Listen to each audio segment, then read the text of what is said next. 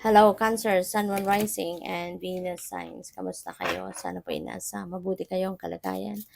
Welcome back po sa Star Tarot at kung bago kayo rito, welcome din po kayo. Please subscribe, like, share my videos, and leave me a comment kung nakaresonate po kayo. Thank you.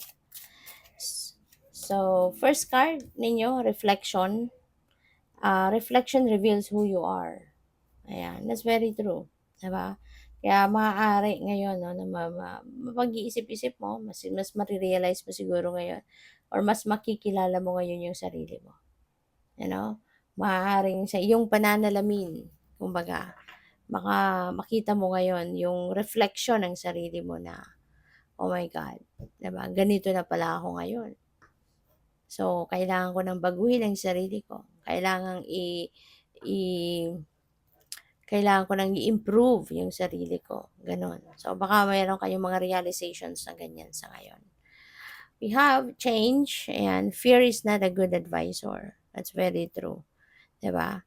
Kasi kung takot ang mamamayani sa isip mo, sa puso mo, wala kang mapupuntahan, 'di ba? Kung takot ang hahayaan mo na siya yung mag-reign sa buhay mo, you're not going anywhere, 'di ba? Kaya mas mabuti, no, na mas mabuting i-welcome mo yung pagbabago. Alright? Kasi kapag nagbabago tayo, kapag meron tayong binabago sa buhay natin, sa sarili natin, sa paligid natin, it's always for the better, hindi ba? It's always moving forward. No? Hindi tayo nagbabago, hindi natin binabago yung sarili natin, sitwasyon natin, di ba? Hindi natin binabago ito na paurong tayo or pabalik tayo. Binabago natin ito for good, no? For the betterment of everything, di ba? So, what else? We have reciprocity, give help and receive help, di ba? So, ganun talaga ang buhay. May mga panahon na tayo yung magbibigay, tayo yung mag-share, tayo yung tutulong. May mga pagkakataon na tayo din ang magre-receive, no? Tayo din yung tatanggap ng ng tulong. Tayo din ang tatanggap ng tayo ang tatanggap ng tulong, tayo ang tatanggap ng assistance ng iba, ng regalo ng iba, yung gano'n. So, pupuwede na ngayon you will be on both ends, no, of generosity, energy. Pupuwede rin naman na sa ngayon kayo yung magbibigay, kayo yung tutulong. But, this could be also a reminder sa'yo 'no, na at some point sa buhay mo, kailangan mo din na tumanggap ng tulong ng iba. Yung gano'n, 'no? Kasi hindi hindi sa lahat ng pagkakataon ikaw lang ang puwedeng tumulong, ikaw lang yung magbibigay, ikaw lang ang magse-share. There will be, a point in your life na ikaw din yung kailangan ng tulong, 'no? Ikaw din yung mangangailangan ng tulong, alright? So, we have luck, something is hidden or locked. Ayan. So, pupuwedeng ideas ito, 'no, na kailangan mong itago. Kasi tas mga dreams mo, mga plano mo sa buhay. Kasi minsan, 'di ba, hindi mo puwedeng ipagkatiwala sa iba yung pupuwedeng ikukuwento mo yung pangarap mo, ikukuwento mo yung plano mo, ikukuwento mo yung ideas mo, hindi puwede. Kasi lalong-lalo na sa panahon ngayon ang daming manloloko, mambubudol, 'di ba? Yung pinaghirapan mo, pinag-isipan mo ng kahit na panahon para mapagplanuhan ang gusto mong gawin, ang strategy mo, tapos nanakawin lang ng iba dahil naikwento mo sa kanila, 'di ba? Uunahan ka na nilang gawin kung ano man yung plano mo, 'di ba? May mga gano'n. Kaya maaring yung mga bagay na yan kailangan mong itago lang muna. Keep it close to your heart, okay? Or pupuwede rin na there is a secret, 'no? Pupuwedeng meron din sikreto dito. Pupuwedeng sikreto ito, merong sinisikreto sa inyo ang ibang tao, puwedeng gano'n. Or pupuwedeng kayo yung merong sinisikreto, sa ibang tao, okay? So, depende yan sa inyong sitwasyon. We have in the distance, closer than you think. This is really good. Within your reach na, Cancer, yung mga pangarap mo. This is manifestation, energy. magma-manifest ka na ngayon ng mga dreams mo, magma-manifest ka ngayon ng mga heart's desires mo.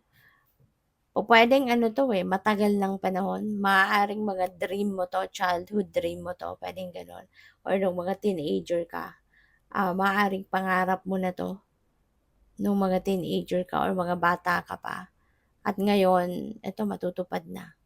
Ngayon may experience mo na, 'di ba? Ngayon magka-come to fruition na 'yan, kaya good luck sa'yo and congrats. We have sweetness, set clear boundaries. Alright, set clear boundaries, napakaimportante din nito. Kasi yung boundaries ano, nakakatulong 'yan na ma-strengthen ang kahit anumang klaseng relationship. Nakakatulong 'yan na mas mapatibay, mas mapalakas 'no, ang kahit anumang category of relationship, whether it is, sa pakikipagkaibigan, whether that is sa person mo, sa romantic partner mo, or sa magulang mo, sa mga kapatid mo, importante na mayroon kang boundaries. Kasi nakakatulong 'yan 'no, na mag-gain ka ng respeto at, ikaw din magbibigay ka din ng respeto sa kanila, 'di ba? Yung yung paggalang, 'di ba, sa bawat isa, diyan lumalabas 'yan, 'di ba? At nagiging ano 'yan, kapaki-pakinabang kumbaga, 'no, sa inyong relationship. Kaya napakahalaga na meron kayong boundaries.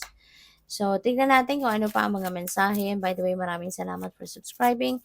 And if you haven't subscribed yet, subscribe na kayo. And also, maraming salamat din for not skipping the ads. Malaking bagay po yan sa akin. And also, please click the join button sa baba ng video kung gusto niyo na mag-join sa membership.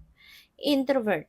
Ayan. So, baka kayo ngayon ay introvert, no? Cancer. Baka kayo na to, baka ganito na ang inyong sitwasyon sa bahay. No? Hindi na kayo nagkakausap ng mga kapamilya mo. Bihirang-bihira na kayong magharap-harapan, na mag-uusap. Baka magkakaharap nga kayo, puwedeng sa hapagkainan, magkakaharap kayo, pero lahat hawak cellphone, no? Puwedeng gano'n. Kaya, parang eto na, mas focus na ang karamihan sa inyo siguro sa social media, lagi na lang naka-gadget, naka-cellphone. Mas busy sa pakikipag-usap online kaysa doon sa mga kasama ninyo sa bahay, 'no? Pupuwedeng may mga gano'ng sitwasyon na. We have gain, ayan. So, may financial gain dito, may profit na. Pupuwedeng related din ito dito sa in the distance energy. Kasi maaaring yung profit na 'to malaking pera, 'di ba? Maaaring ito na yung kita ninyo sa inyong business, 'no? Malakihang kita, puwedeng gano'n na ang ganap. So, yun, pupuwedeng ano na 'to, Cancer, pupuwedeng ito na yung ano mo, ito na yung pagkakataon mo na mag-manifest ka na ng pangarap mo na maging yayamanin ka, 'di ba? Pupuwedeng ito na yun. Kaya good luck sa'yo. We have readiness, ayan. So, meron kang pinaghahandaan or siguro paghahandaan, ah. So, yun, whatever this is, you're getting ready, you are preparing for it, 'no? Pupuwedeng nagpaplano ka, putting up a business, or baka nagpaplano ka na magpatayo ng bahay, baka nagpaplano ka na mag-apply abroad. So, kung ano man ito, you are getting ready for it, okay? Good luck. Thank you for watching Love and Light. Namaste.